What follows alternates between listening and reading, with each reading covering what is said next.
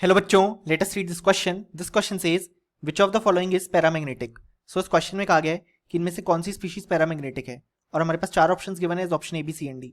सो इस क्वेश्चन को सॉल्व करने के लिए जो की कॉन्सेप्ट रिक्वायर्ड है वो है यहाँ पे concept of paramagnetic species. So paramagnetic species ऐसी स्पीशीज होती है जिनमें यहाँ पे अनपेयर्ड इलेक्ट्रॉन हमारे पास प्रेजेंट होता है और यहाँ पे अनपेयर्ड इलेक्ट्रॉन प्रेजेंट होता है. सो इस कारण से जब हम इन्हें मैग्नेटिक फील्ड में रखते हैं तो ये हमारे पास यहाँ पे वीकली अट्रैक्टेड होते हैं towards the magnetic field due to the presence of unpaired electron.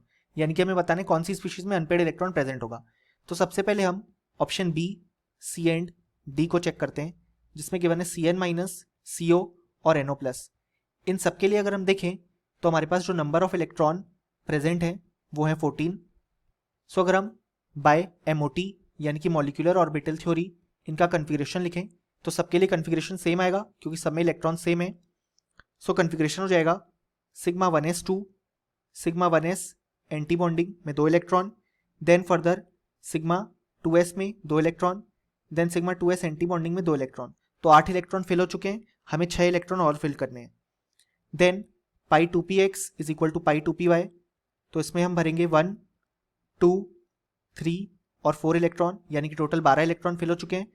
Then sigma 2pz में आ गए 2 इलेक्ट्रॉन. सो हम देख सकते हैं कि हमारे पास जब भी 14 इलेक्ट्रॉन प्रेजेंट हैं तो यहाँ पे कोई भी अनपेयर्ड इलेक्ट्रॉन नहीं आ रहा है, यानी कि ये स्पीशीज हमारे पास डायामैग्नेटिक होगी. और हमें पैरामैग्नेटिक स्पीशीज बतानी है तो पैरामैग्नेटिक में अनपेयर्ड होना चाहिए इलेक्ट्रॉन. यहाँ पे कोई भी अनपेयर्ड नहीं है. So option B, C and D incorrect हो गए और यहाँ पे करेक्ट आंसर हो गया ऑप्शन ए, O2 माइनस. क्योंकि जब हम O2 माइनस का कन्फिग्रेशन फिल करेंगे थ्रू MOT सो हमें यहाँ पे अनपेयर्ड इलेक्ट्रॉन देखने को मिलेगा. सो फाइनली हमें बोल सकते हैं कि इस क्वेश्चन के लिए जो करेक्ट आंसर आ गया हमारे पास वो आ गया ऑप्शन ए.